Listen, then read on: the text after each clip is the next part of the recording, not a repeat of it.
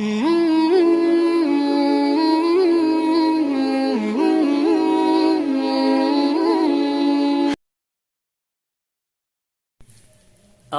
بالله من الشيطان الرجيم.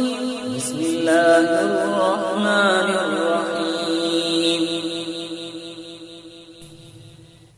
هل أتاك حديث الغاشية وجوه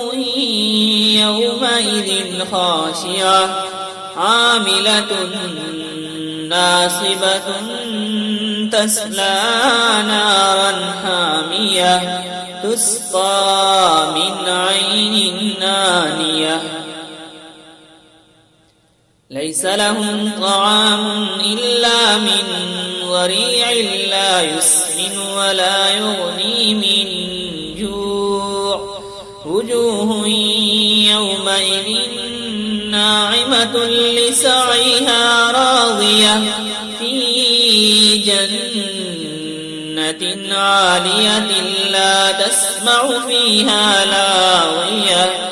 فيها عين جارية فيها سرر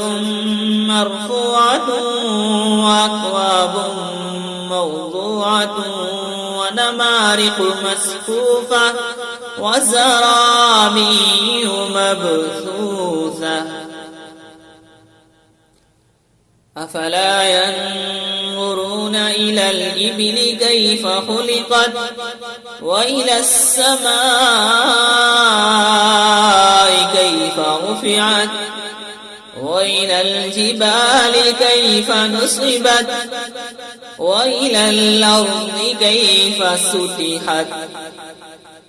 فذكر إنما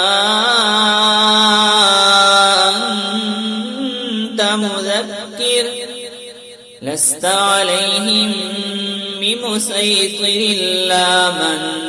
تولى وكفر فيعذبه الله العذاب الأكبر إن إلينا إيابهم ثم إن علينا حسابهم.